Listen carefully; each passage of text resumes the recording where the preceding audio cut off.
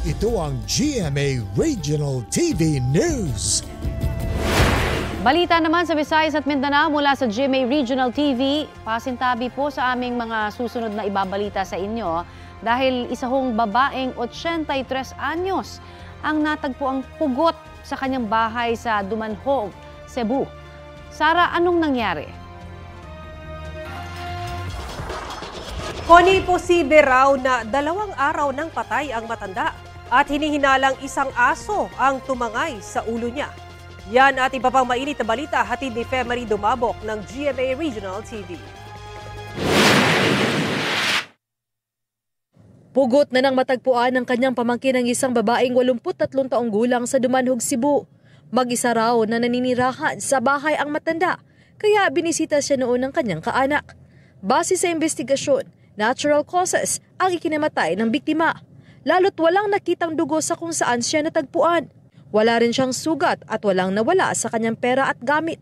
Posible raw na 2 araw nang patay ang matanda at tinangay ng isang aso ang kanyang ulo kaya ito nahiwalay. Agad namang inilibing ang bangkay ng babae. Kuha sa bodycam footage na ito ang paghabol ng mga taga-NBI Central Visayas Regional Office sa isang lalaki na nanggahasa umano ng kanyang stepdaughter. Bago maabutan ng mga otoridad, binaril niya ang kanyang sarili. Naaresto siya kalaunan at dinala sa paggamutan sa Cebu City. Base sa investigasyon, isinumbong ng 16 anyos na dalagita sa kanyang lola ang pananamantala sa kanya ng kanyang amain. Nagsimula raw ito noong 14 anyos pa lang siya pero hindi agad nakapagsumbong dahil sa pagbabanta ng lalaki. Ayon sa NBI, umamin sa kanilang akusado kaugnay sa krimen at humingi ng tawad sa kanyang biktima. Mahaharap siya sa reklamong qualified rape. Natanggal na rin ang bala na bumaon sa kanyang noo. Nasa pangangalaga naman ng DSWD ang biktima na isa sa ilalim sa psychosocial intervention. Patay ng paghahampasin ng kahoy na 2x2 ang isang lalaking 17 anyos sa Davao City.